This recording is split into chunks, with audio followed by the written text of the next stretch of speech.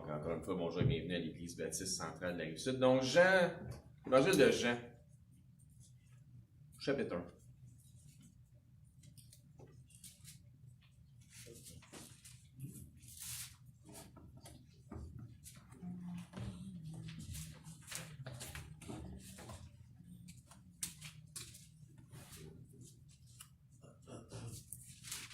On va lire là les 5 premiers versets. Après ça, je vais demander à Alexandre d'avoir un mot de prière pour nous autres. Bon? OK, les 5 premiers versets. Au commencement était la parole, et la parole était avec Dieu, et la parole était Dieu. Elle était au commencement avec Dieu.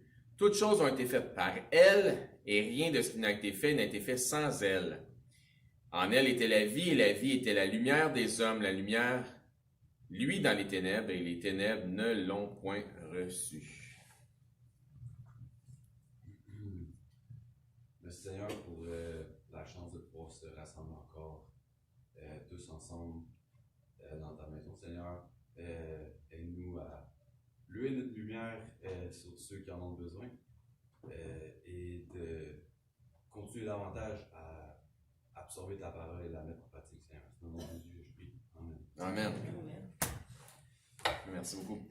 Donc, c'est le début d'une série de messages, donc c'est sûr que ça va faire... Il va y avoir mercredi prochain pas mercredi prochain, pardon, mais dimanche prochain avec les frères Dominique pour un autre message, puisque nous autres, on va être en vacances dans le sud. Mais c'est pendant probablement proche des 3 prochains mois, on va parler du ministère de Jésus. On va parler du Seigneur Jésus. Comme j'ai dit, ça va être quelque chose de rafraîchissant. J'en ai parlé, je pense, à mercredi passé. Donc, c'est le premier de la série. Et le titre du message de ce matin s'intitule « Que la lumière soit ». Pour ce qui est de la série de messages que nous commençons aujourd'hui, moi j'avais vraiment le goût de parler du Seigneur Jésus. On a vu beaucoup d'autres choses, mais là j'avais vraiment le goût de me concentrer là-dessus. On a fait beaucoup d'enseignements, jusqu'à date, plusieurs enseignements doctrinaux. On a exposé les doctrines malsaines. Tu ne peux pas parler de doctrines saines sans exposer par la bande les doctrines qui sont malsaines. On a regardé aux saines perspectives des Écritures, à la saine doctrine, bien évidemment. On a mis en lumière les théologies erronées des hommes. Maintenant, j'ai vraiment envie qu'on commence, parce qu'on vraiment dans le début de l'année 2023, là, j'ai vraiment envie qu'on commence en offrant nos cultes à Dieu et à son oint, Seigneur Jésus-Christ. J'ai choisi de regarder premièrement l'évangile de Christ selon l'apôtre Jean. Nous allons donc regarder à des passages de cet évangile, donc l'évangile de Jean, et tenter de tout cœur d'élever le précieux nom de notre Sauveur Jésus-Christ. Dans les premiers versets du chapitre 1 de l'évangile de Jean, ça nous parle de Christ, mais sans immédiatement le nommer, mais c'est de lui que ça parle. Ça lui donne des noms métaphoriques un peu, là, comme il est appelé la parole, il est appelé Dieu, il est appelé vie, il est appelé lumière, il est appelé fils unique. Puis c'est qu'au verset 17 de Jean 1 que ça nous révèle que celui dont parle l'évangéliste donc, est vraiment Jésus-Christ. Ensuite, son cousin Jean le Baptiste, qui n'est pas, faites attention, pour ceux qui se posent peut-être les questions des fois, là, il y a plusieurs Jean. Est-ce que c'est le même? Jean le Baptiste n'est pas celui qui a écrit l'Évangile selon Saint Jean. D'accord? Donc, Jean le Baptiste, son cousin de Jésus, dit de notre Seigneur Jésus qu'il est l'agneau de Dieu qui ôte les péchés du monde. Donc, ça vous dit tout quelque chose, qu'est-ce que je disais, j'imagine? Donc, ses premiers disciples l'appellent Rabbi, ce qui veut dire maître ou enseignant. Nathanaël l'appelle le roi d'Israël. Dans ce premier chapitre, notre Sauveur, puis finalement, le Seigneur lui dit lui-même, je suis le Fils de l'homme. On parle toujours du premier chapitre. Dans ce premier chapitre, notre Sauveur est tellement bien dépeint. Ça annonce vraiment bien notre Sauveur, puis notre Seigneur, Jésus-Christ. Ça nous propose d'entrée de jeu qu'il est Dieu en chair. Donc, c'est une belle façon de le dépeindre. Qu'il est de toute éternité, puis qu'il est le Créateur. Donc, c'est comme ça que ça nous le dépeint tout de suite en partant dans le premier chapitre de l'Évangile de Jean. Que Dieu, ça nous propose que Dieu a visité sa propre création qui est l'homme. Et puis qui est venu tel un héros, qui est venu offrir sa vie pour sauver sa propre création. Toujours dans notre passage d'ouverture dans Jean 1:1, ça dit « Au commencement était la parole », donc le Fils Jésus est la parole. Et la parole, toujours Jésus, était avec Dieu, et la parole, qui est encore le Fils, donc c'est toujours l'emphase sur le Fils, donc le Fils était Dieu, et la parole était Dieu. Donc quand est-ce que la parole, c'est-à-dire le Fils, était Dieu? La réponse, ça nous dit que c'est au commencement. Ça nous dit au commencement était la parole, et la parole était avec Dieu, et la parole était Dieu, quand? Au commencement. Donc, était Dieu. Ici, ça ne veut pas dire qu'il était et qu'il n'est plus. Ça ne veut même pas dire qu'il est déjà devenu, vous allez voir, mais plutôt qu'il a toujours été. Parce que c'est depuis le commencement. Il a toujours été. C'est comme il a dit à certains Juifs, avant qu'Abraham fût, je suis. Voulant dire qu'il a toujours été. Dans le sens qu'il a dit avant qu'Abraham fût, voulant dire que dans le fond, Abraham, lui, n'a pas toujours été, vous comprenez? Mais il dit avant qu'Abraham fût, je suis. Voulant dire que je suis celui qui suis. Donc, qu'il est lui-même de toute éternité, comme Dieu le dit à Moïse dans Exode 3,14. Ça voulait clairement dire « Je suis Dieu en chair ». Quand il a dit « Avant qu'Abraham fût, je suis ». C'est ça que ça voulait dire. En fait, je pense qu'ils n'ont pas aimé ça quand il a dit ça finalement, parce que c'est justement ça que ça voulait dire. Dans Jean 1, verset 2, ça dit, parlant toujours de la parole, elle était au commencement avec Dieu. Donc, qui ou quoi, c'est une question, était au commencement avec Dieu? Qui ou quoi était au commencement avec Dieu? La parole. Merci, j'ai entendu quelqu'un souffler la parole. OK, donc, puis, bon. La parole, et cette parole est le Fils qui était dans la présence du Père avec le Père. Est-ce que ça fait du sens? Ça ne peut pas faire autrement, quand ça dit ça, que de nous ramener où ça? Ben, au commencement. Puis si ça nous ramène au commencement, ça nous ramène dans quel livre? Le premier. Le premier, c'est quoi? La Genèse. Genèse 1. Donc, on est dans Jean 1, on va Genèse 1.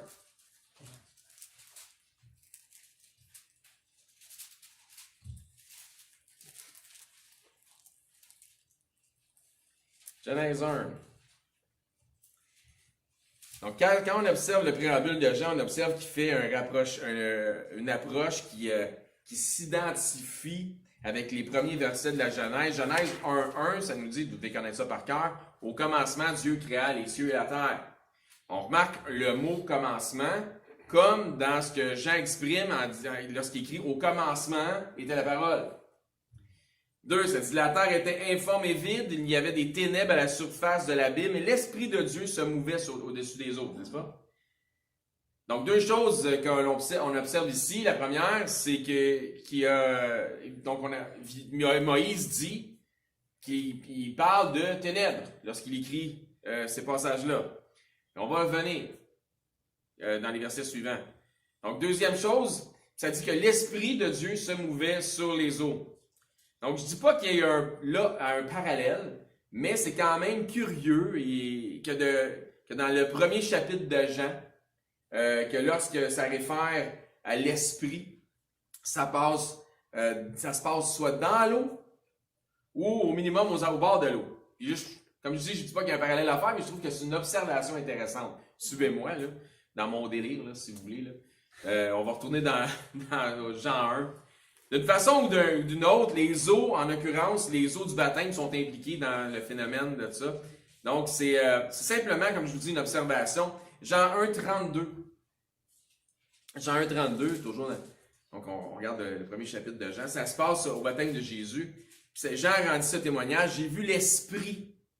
Encore une fois, l'Esprit descendre. Ça nous disait que l'Esprit de Dieu se mouvait sur les eaux. J'ai vu l'Esprit descendre du ciel pendant le baptême de Jésus ou dans cette période-là.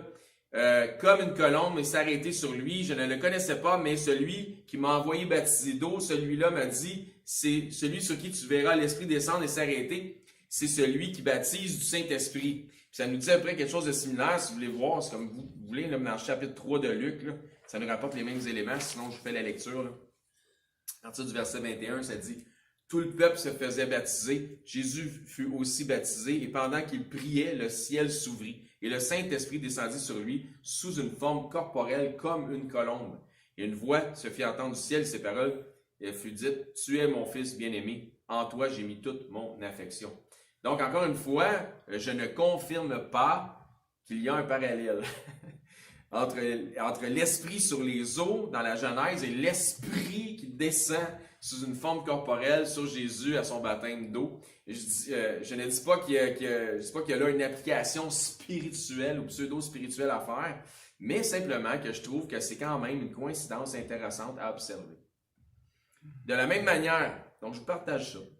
Donc de la même manière, on pourrait dire, sans faire une application spirituelle, que c'est curieux que Noé a laissé aller une colombe à la descente des eaux du déluge, et que c'est aussi curieusement sous la forme d'une colombe qui vient sur Christ aux eaux du baptême. Donc, ô esprit, colombe, ô colombe. Donc, il y a comme un lien, comme je dis, il y a comme un lien qui est le fun à observer, mais je n'ai pas fait d'études à savoir, y a-t-il quelque chose de super spirituel, y a-t-il quelque chose qui pourrait être une épiphanie à faire, une révélation avec ça. Je voulais juste vous partager ça de même. Donc, je veux dire, il y a peut-être, on peut retourner dans Genèse 1 si vous voulez, il y a peut-être une application spirituelle, mais je ne souhaiterais pas faire une spéculation. Comme je dis, je n'ai pas étudié ça à fond. Là. Donc, on va simplement garder ça comme ça pour l'instant. Ça fait du sens? Parfait. Genèse 1. Verset 2. La terre était informe et vide, il y avait des ténèbres sur la surface de l'abîme et l'Esprit de Dieu se mouvait au-dessus des eaux. Dieu dit, verset 3, que la lumière soit. C'est quoi le titre de notre message? Que la lumière soit. Et la lumière fut. Genèse 1,4. Dieu vit que la lumière était bonne et Dieu sépara la lumière d'avec les ténèbres. Mais de toute évidence, comme je disais, on viendrait aux ténèbres.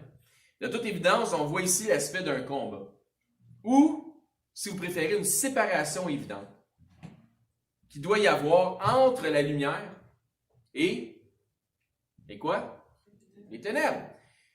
Puis, c'est pas sans me rappeler, moi, que si quelqu'un s'éloigne par frustration, par rébellion, ou refus de se laisser porter vers la saine doctrine, ou par insoumission aux frères, puis s'éloigne de l'Assemblée, il s'éloigne de la représentation de Christ, de la lumière ici. Donc, et c'est pour ça que dans les Écritures, ça nous parle à ce moment-là de changer ou de modifier notre relation avec cette personne-là parce qu'il se rapproche des ténèbres.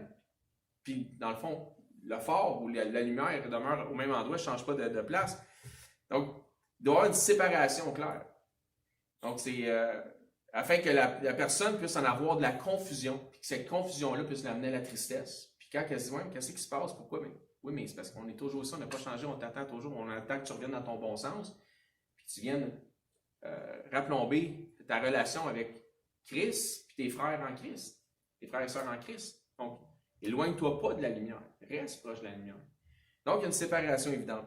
Donc, voici, si quelqu'un tourne le dos à Christ, puis il se disait de Christ, puis on est tous ensemble dans l'Église, tu n'as pas d'autre option, selon les Écritures, que de modifier ou de changer, d'altérer ta relation avec cette personne-là. Donc, voici maintenant le parallèle évident. Donc, c'est une parenthèse ce que je faisais. Voici le parallèle évident qui nous est introduit par l'apôtre Jean entre la lumière et les ténèbres. Donc, qu'est-ce que la lumière a à faire avec les ténèbres, n'est-ce pas? Dans Jean 1, 4, donc c'est notre passage d'ouverture, en elle, la parole était la vie et la vie était la lumière des hommes.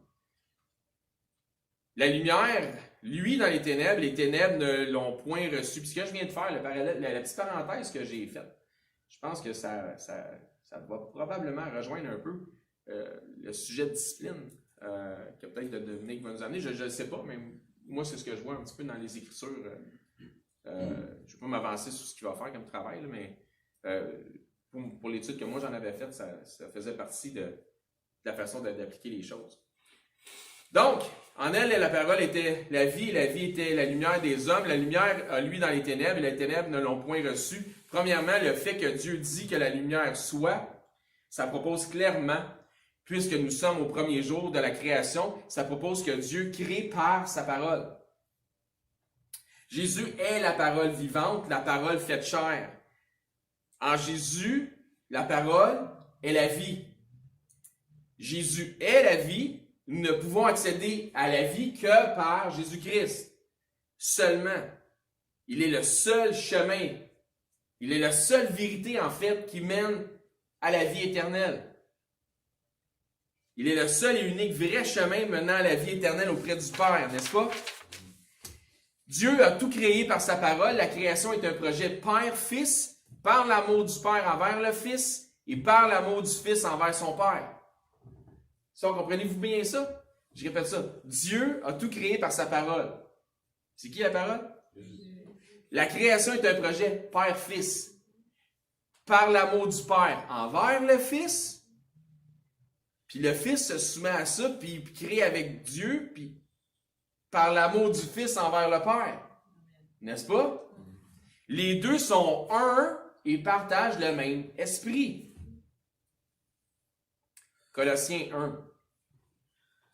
Nous allons voir les Écritures, confirmer les Écritures d'une belle façon. En passant de la Genèse qu'on a vue, par les récits de l'Évangile de Jean, on va aller jusque dans les Épîtres pauliennes, dans l'Épître de Paul, qui est dans Colossiens. Colossiens 1. À date, c'est Jean 1, Genèse 1, Colossiens 1. Ça nous dit au verset 12. Rendez grâce au Père qui vous a rendu capable d'avoir part à l'héritage des saints dans quoi? La lumière. Qui nous a...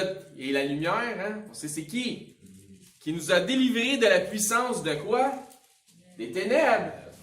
Donc, il y a une séparation claire. Il nous a transportés. C'est déjà fait.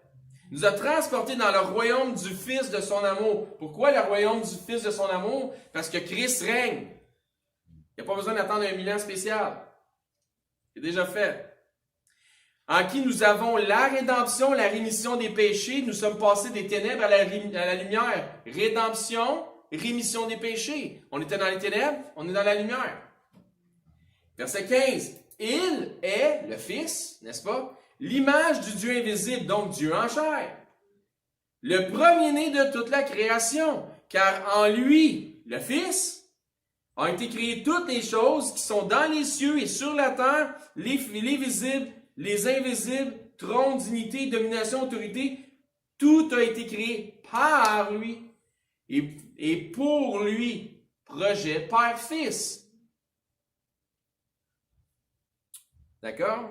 Donc, verset 17, il est avant toute chose et toute chose subsiste en lui. Donc, par qui Dieu a tout créé? Par qui Dieu a tout créé? Par le Fils, qui est la parole.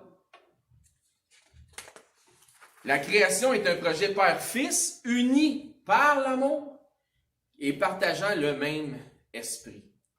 Le Père, le Fils, le Saint-Esprit. Les trois sont un, unis dans l'amour. Encore une fois, et la création est une manifestation de leur amour. Encore une fois, dans notre chapitre d'ouverture, Jean 1. Jean 1, verset 4. En elle, la parole était la vie, et la vie était la lumière des hommes. La lumière a lui dans les ténèbres, et les ténèbres ne l'ont point reçu. Quoi ça? La lumière. Au commencement, il y avait des ténèbres. Souvenez, Genèse. Et Dieu dit par sa parole, par la partie Fils, que la lumière soit. Telle est la... Et qu'est-ce qui est arrivé comme résultat de la parole de Dieu? Et la lumière fut. Telle est la puissance de notre Dieu et de son Christ. Genèse 1,4 nous dit, Dieu vit que la lumière était bonne. Et Dieu sépara la lumière d'avec les ténèbres. Donc, qu'est-ce que les ténèbres? C'est l'absence de quelque chose. Et c'est l'absence de quoi, les ténèbres? L'absence de lumière. C'est l'absence de lumière, oui, de Dieu, effectivement, par extension de tout ça. C'est l'absence de lumière. Les hommes sont dans les ténèbres. L'ensemble de l'humanité, les hommes sont dans les ténèbres. C'est pourquoi ils ont besoin de Jésus, car Jésus est la lumière des hommes. La lumière a des particularités. Première, ça nous dit qu'elle est bonne. On nous disait tantôt verset 4 de Genèse, « Et Dieu vit que la lumière était bonne. » La lumière est bonne. N'oubliez pas que dans la Genèse, la lumière vient au premier jour de la création. Hein? Sam, quel jour de la création vient la lumière? Dans les 6 jours de la création, quel jour que ça arrive? 4. Non, premier. Premier. Ouais. Premier. Oh ouais, mais tu sais, des fois on fait des spot checks, voici mon écoute. Donc, comme je disais, n'oubliez pas que la lumière vient au premier jour de la création. Mais elle n'est pas due à la lumière des astres, tels le soleil ou la lune. La lumière ne vient pas du soleil ou de la lune ou des étoiles qui furent créées. Quelle journée semble les étoiles, la lune et le soleil, ça a été créé? Quelle journée? Oui. 4. 4e. C'est bon. Donc, mais la lumière, elle est due à la présence du Fils qui domine par sa lumière sur toute la création. Dieu n'a pas éliminé. Il n'est pas arrivé de dire, ah, il y a des ténèbres, pas bon ça. Il n'a pas éliminé les ténèbres par la présence de la lumière. Me suivez-vous? Dieu, il n'a pas éliminé ça. Est-ce que Dieu aurait pu éliminer les ténèbres? Oui, il aurait pu, mais il ne l'a pas fait. Dieu n'a pas éliminé les ténèbres, non, il a simplement créé une séparation entre les ténèbres et la lumière. Ce qui nous amène à une deuxième particularité de la lumière. Elle est bonne, mais dans sa bonté, elle divise. C'est une bonne chose, parce que la lumière est bonne. En fait, c'est la lumière qui crée cette division avec les ténèbres. Nous savons que la lumière a de l'avantage sur les ténèbres. Il est impossible d'ajouter des ténèbres pour amoindrir la lumière. Mais ça prend que peu de lumière pour chasser les ténèbres. Quelque chose, hein? Mais encore plus la lumière est intense et moins les ténèbres sont présentes. Si vous laissez Jésus être la lumière de votre vie, il n'y aura pas de place pour les actions des forces ténébreuses. Jean 3. Donc, regardons un passage bien connu, voire même un des passages les plus populaires des Écritures. Jean 3, et à partir du verset 16. Hein, ça aussi, c'est connu par cœur par bien des gens. Car Dieu a tant aimé le monde qu'il a donné son Fils unique, donc le Fils de son amour, comme on a vu tantôt, afin que quiconque croit en lui, donc le Fils, ne périsse point, mais ait la vie éternelle. Verset 17. Dieu, en effet, n'a pas envoyé son Fils dans le monde pour qu'il juge le monde, donc c'est pas l'objectif, mais pour que le monde soit sauvé par lui. Sauvé de quoi? Sauvé d'un jugement qui est déjà établi. Vous allez voir. Donc, là, on est en Jean 3, 17, mais si on fait un lien avec Jean 1, 9, ça dit « Cette lumière était la véritable lumière qui, en venant de le monde, éclaire tout homme. Elle était dans le monde et le monde a été fait par elle et le monde ne l'a point connu. » Toujours, je retourne, je fais des liens. Jean 3, 18. « Celui qui croit en lui n'est point jugé, mais celui qui ne croit pas est déjà jugé. » Il y a déjà un jugement parce qu'il n'a pas cru au nom du Fils unique de Dieu, ne l'a point connu, ne l'a point reçu. Vous allez voir, ça continue comme ça. Verset 19. « Et ce jugement, c'est que la lumière étant venue dans le monde, les hommes ont préféré les ténèbres à la lumière parce que leurs œuvres étaient mauvaises. Elle était la véritable lumière qui venait dans le monde pour éclairer tout homme. Mais les hommes n'ont pas voulu. » Encore une fois, Jean 1, 10, ça dit « La lumière était dans le monde et le monde a été fait par elle et le monde ne l'a point connue. » Jean 3, 20, « Car quiconque fait le mal est la lumière et ne vient point à la lumière, de peur que ses œuvres ne soient dévoilées. » Donc, il ne veut pas reconnaître et admettre ses péchés, puis abandonner ses péchés. Jean 7, 7 fait écho à ce passage-là. Vous pouvez prendre une note si vous voulez. Lorsque ça dit « Le monde me hait », donc ça nous dit ici que quiconque fait le mal est la lumière. Jésus dit dans Jean 7, 7, « Le monde me hait parce que je rends de lui le témoignage de ses œuvres sont mauvaises. Je suis la lumière et je manifeste les mauvaises œuvres. Toujours dans Jean 3, on va finir avec le verset 21. Mais celui qui agit selon la vérité vient à la lumière afin que ses œuvres soient manifestées parce qu'elles sont faites en Dieu. Donc la lumière est bonne. Elle divise, elle révèle ou manifeste les œuvres bonnes ou mauvaises. Donc je souhaite revenir sur le fait que dès la fondation du monde, il y avait une absence de lumière. Cette absence de lumière est appelée comment? Ténèbres, amen. Merci. Non, vous suivez, c'est bon. Dieu a créé la lumière et il a dit que la lumière soit. Et la lumière fut. Ce que je saisis, peut-être à tort, mais ce que je saisis de ça, c'est que les ténèbres sont une conséquence inévitable de la création de Dieu. En fait, Dieu a choisi dans sa création que ça fasse partie de sa création. C'est pas comme si Dieu avait dit, puis pourquoi je dis que c'est une conséquence? Vous allez comprendre pourquoi je dis que c'est une conséquence. C'est pas comme si Dieu avait dit que les ténèbres soient. Dieu a créé, puis les ténèbres étaient là. Comprenez? C'est pour ça que c'est une conséquence, dans ce sens-là. De ce que je comprends aussi, c'est que les ténèbres n'ont pas l'avantage que la lumière, qui, elle, est bonne. Dieu va donc appeler la lumière jour et les ténèbres nuit. Mais si je fais un fast-forward dans une image que Dieu nous donne, c'est qu'au ciel, et éventuellement sur la terre comme au ciel, il n'y aura plus de nuit. Donc, plus cette partie ténèbres.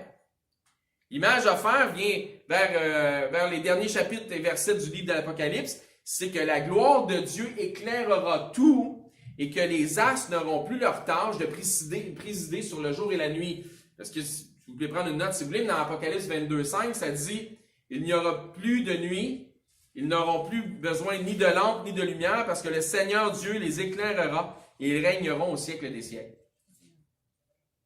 Ça nous donne un indice que Dieu va éventuellement renouveler toutes choses pour ceux qui auront cru au nom du Fils.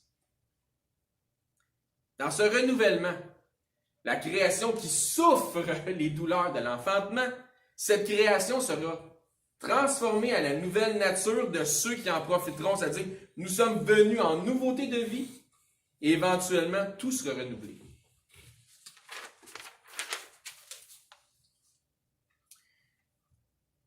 Ce que je dis, c'est que Dieu a volontairement laissé les ténèbres au commencement. Il n'a pas anéanti les ténèbres, mais il a manifesté les ténèbres par la lumière. Il a séparé, divisé les ténèbres d'avec la lumière. Ce qui manifeste, selon moi, que Dieu laisse un choix. Dieu a volontairement fait quelque chose pour laisser un choix. Dès le commencement, il nous l'indique. Suivez-moi. Il laisse dans sa création, et ça depuis le commencement, le choix, le libre arbitre, si vous voulez, de venir à la lumière ou de demeurer dans les ténèbres. C'est l'indication que Dieu nous donne. Dieu, le Dieu souverain, comme plusieurs le disent, puis ils ont raison, mais ils ont tort dans d'autres aspects, mais le Dieu souverain ne présélectionne pas personne. Il ne présélectionne pas les lumineux et les ténébreux. Il offre dès le commencement le choix. Jean 1. On va voir que ce choix, ce libre arbitre, on le retrouve exprimé clairement dans l'évangile de Jean. Jean 1, on va aller voir le verset 9. Cette lumière était la véritable lumière qui, en venant dans le monde, éclaire tout homme. Jésus ne laisse personne indifférent. Pas grand monde qui n'a pas entendu parler de Jésus, là.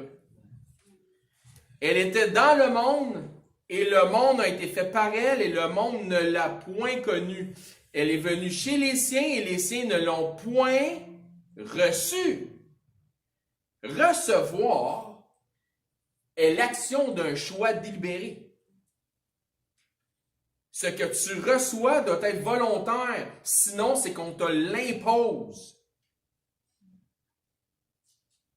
Donc, recevoir est le choix, est l'action d'un choix délibéré. Ce verbe revient au verset suivant. Donc, on était au verset 11, verset 12. Mais à tous ceux qui l'ont reçu. Quoi, ça? La lumière. À ceux qui croient en son nom. On parle-tu d'un choix, là? Elle a donné le pouvoir de devenir enfants de Dieu, lesquels sont nés, pause. Donc, ceux qui l'ont reçu, ils l'ont reçu comment? En croyant à son nom. Donc, par une foi personnelle. Pas par une foi imposée.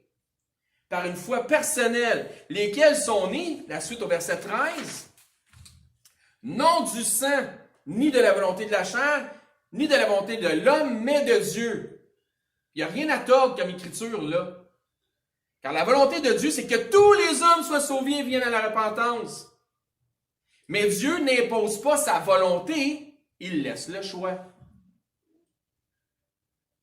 Tu es déjà dans les ténèbres. Veux-tu venir à la lumière? En terminant, 2 Corinthiens chapitre 4. 2 Corinthiens chapitre 4. Voici comment les yeux de ceux qui viennent à la lumière sont éclairés versus ceux qui refusent d'y prendre part. Versus ceux qui refusent. Donc un refus ici, c'est un choix, vous comprenez. 2 Corinthiens 4, verset 3. Ça dit que si notre évangile est encore voilé, elle est voilée pour ceux qui périssent. Écoutez bien. Et ça disait tantôt ceux qui ne l'ont pas reçu, puis elle est venue parmi les siens, ils ne l'ont pas reçu.